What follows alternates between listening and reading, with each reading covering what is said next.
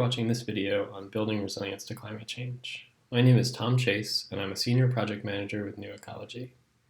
This video was recorded as part of the Stanford Resilience Assessment Pilot Project, funded by the Connecticut Institute for Resilience and Climate Adaptation, and a grant to the City of Stanford and the Stanford 2030 District.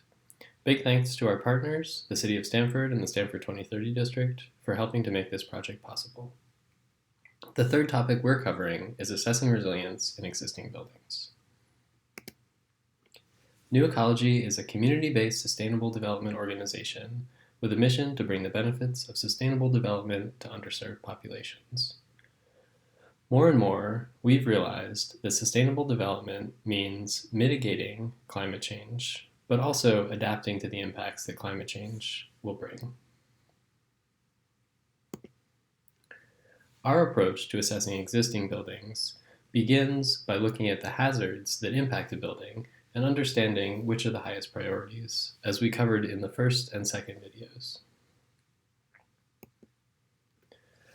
I'll be talking through two case study examples to show how we assess resilience in existing buildings. The first example is a masonry multifamily high-rise located in Norfolk, Nebraska.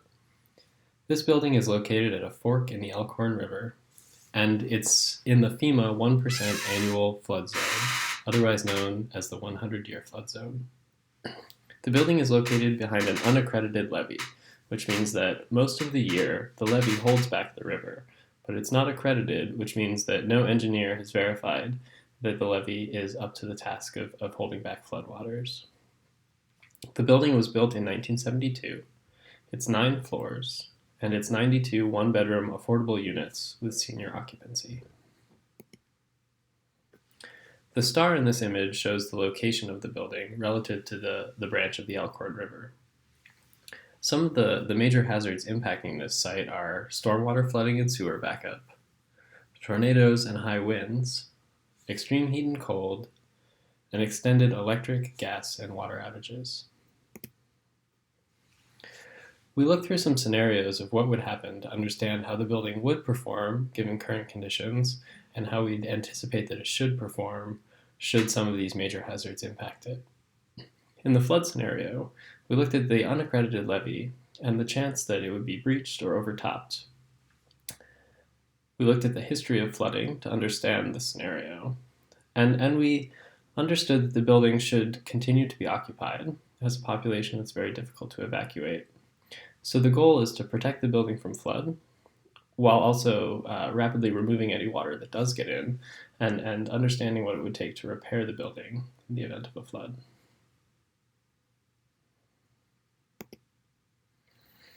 So for each of the hazards that may impact the site, we looked at the building's sensitivity, adaptive capacity, the likelihood that a hazard would impact the site, and the impact of a hazard at the site to rank the vulnerability and risk of each of the hazards. And we understand that stormwater flooding is the most major hazard for this site. Once we had our ranking of hazards, we were able to look at measures that we might take to reduce the risk of the hazards impacting the site and the population that lives there. So for flooding, we looked at things like flood barriers, perimeter drains, elevating sensitive electrical panels, relocating hazardous chemical storage on site for things like fuel oil or cleaning products or other chemicals. And we looked at elevating the elevator controls out of the path of floodwater. For each of the measures we look at to address climate change hazards, we seek to find co-benefits. Co-benefits help us understand, in addition to the resilience benefits of a measure, what else we gain throughout the rest of the year when a disaster isn't impacting our building. Some examples of co-benefits are things like insulation and air sealing, which bring energy savings in addition to resilience from extreme heat and cold.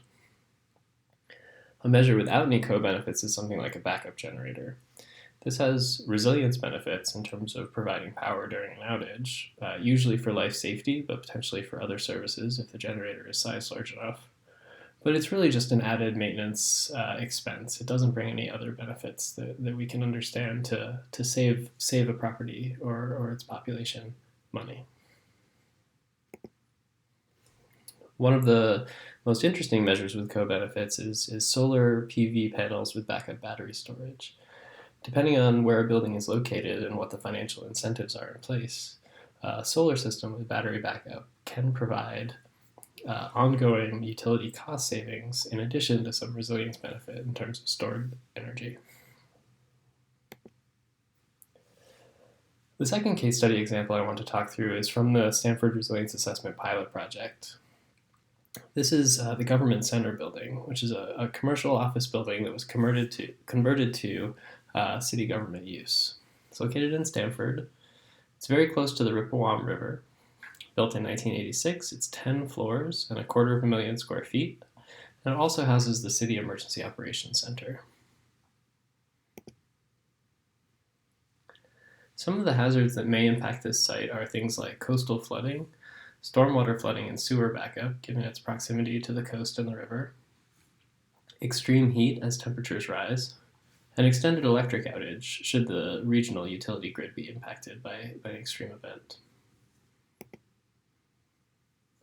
So once again, we ranked all of the hazards that might impact this site and looked at what measures we could implement to reduce the risk at the site. Fortunately, the flooding risk at this site is fairly low, and the building is well protected with existing equipment elevated or protected, a firm infrastructure around the site. And so one of the top recommendations for this location is to develop an emergency management manual. This management manual will be a plan for what the building staff and occupants should do in the event of an extreme storm or a disaster. Some of the other measures we recommended were things like backwater valves.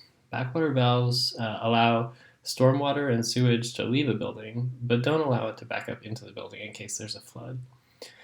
The type of flood that might cause a backup is something like extreme precipitation, a large rainfall event.